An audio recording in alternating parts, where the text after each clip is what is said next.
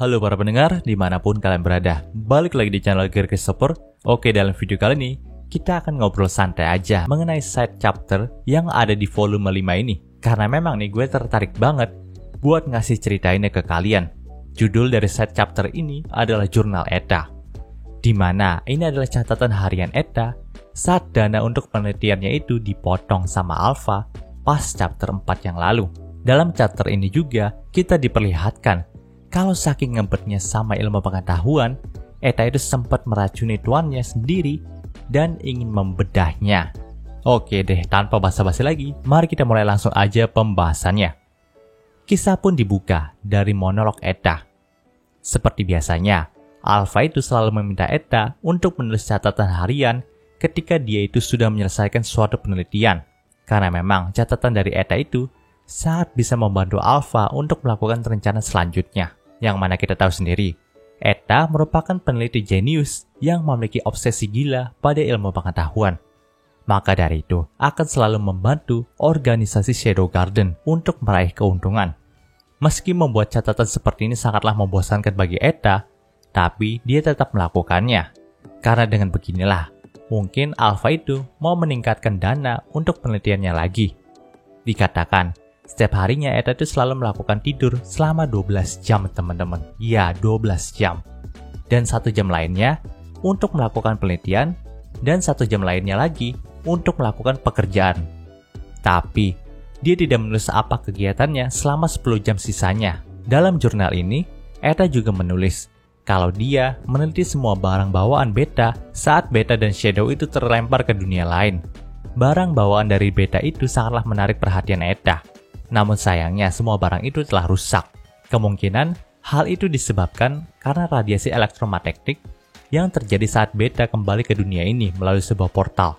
Meskipun Eta tidak bisa memperbaiki semua barang itu karena keterbatasan teknologi yang ada pada zaman ini, tapi dia yakin 20 tahun lagi, zaman ini bisa membuat laptop ataupun tablet yang dibawa sama Beta. Namun rasanya 20 tahun itu sangatlah lama bagi orang yang haus akan pengetahuan seperti Eta. Maka dari itu ia pun memutuskan untuk membuat prototipe yang sangat mirip dengan laptop ataupun tablet yang dibawa sama Beta. Dia juga berniat untuk menggunakan laptop dan tablet itu sebagai bahan bakunya. Menurut Eta, jika semua bahannya itu dilebur dan dicampurkan dengan mithril yang ada di dunia ini, kemungkinan besar Eta itu bisa membuat barang yang mirip sekali dengan laptop ini. Lalu Eta juga sempat bercerita tentang makhluk hidup yang dibawa sama Beta. Yang dimaksudkan di sini adalah Akane teman-teman. Menurut Eta, struktur tubuh dari Akane itu mirip dengan manusia yang ada di dunia ini, ketimbang ras elf ataupun beastman.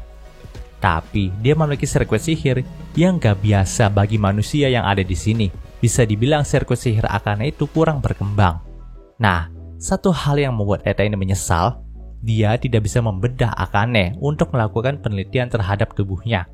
Padahal Eta sendiri bilang kalau dia bisa membedah Akane tanpa membunuhnya. Yaps, entah apa yang dimaksudkan sama Eta ini. Tapi pembedahan yang dimaksudkan yang mungkin aja lebih mirip kayak operasi di bidang kedokteran begitulah teman-teman. Ya pastinya, walaupun gak mati, maka akan ada beberapa luka jahitan dalam tubuhnya Akane kalau semisal dia itu dibedah sama Eta gitu. Eta juga berkata nih, kalau mereka itu ingin mendapatkan kebijaksanaan bayangan yang sering diagung-agungkan sama tuan mereka itu, maka mereka itu harus bersedia untuk melakukan beberapa pengorbanan, termasuk juga Akane gitu. Dari apa yang dia lihat, memang nih, kalau perkembangan ilmu magis dan ilmu sihir yang ada di sini sangatlah berkembang pesat. Tapi perkembangan ilmu pengetahuan, teknologi, dan sains sangatlah pesat di dunia yang dikunjungi sama Shadow dan Beta. Tentu aja, Eta juga tertarik untuk membedah isi kepala dari Shadow, karena memang nih dia menganggap kalau hanya Shadow lah yang memiliki pengetahuan luar biasa dalam bidang teknologi ataupun sihir. Bahkan pengetahuan Shadow itu diklaim lebih banyak dibandingkan dengan pengetahuan yang dipelajarin Eta dalam ibu kota Elf. Yaps, dari perkataan ini, kita tahu kalau sebelum bergabung bersama Shadow Garden, Eta itu tinggal di ibu kota Elf. Namun sayangnya, mau berapa kali si Eta itu meracuni Shadow, tetap saja dia tidak bisa dilumpuhkan teman-teman. Bahkan ada satu ketika Eta mencampur racun pembunuh naga kepada minuman Shadow. Namun ia hanya berkata nih, kalau rasa dalam minumannya ini memiliki kepahitan yang mulia. Padahal racun itu sendiri sangatlah berpengaruh kepada Beta. Beta juga selalu lemas dan menangis ketika Eta mencampurkan racun itu kepada minumannya. Eta juga pernah ingin melakukan serangan mendadak kepada tuannya itu yang sedang tertidur. Tapi tetap saja hal itu nggak berhasil teman-teman. Ia sangat kecewa dengan hal itu. Tapi dia merasa kalau suatu hari nanti Eta itu bisa menaklukkan tuannya dan membedah isi kepalanya. Terlepas dari itu semua, Eta tidak bosan selama berada di Shadow Garden. Ia juga menanti-nanti hal apakah yang akan dikerjakan oleh tuannya dalam Midgar ini. Tapi yang terpenting sekarang ini, semoga dengan jurnalnya kali ini, Alpha itu bisa kembali menaikkan dana untuk penelitiannya. Di akhir kata, Eta pun merasa kalau dirinya sangatlah lelah saat menulis jurnal ini. Maka dari itu, ia pun mengakhirinya dengan kembali tidur. Dan cerita di part ini pun berakhir. Oke, mungkin itu pembahasan singkat dari jurnal Etanya kali ini. Jika kalian suka video ini, jangan lupa untuk like, komen, dan juga subscribe dan juga share agar gue lebih semangat lagi dalam membuat video dalam channel ini. Terima kasih telah menonton sampai detik ini. Gue Gary Christopher, signing off.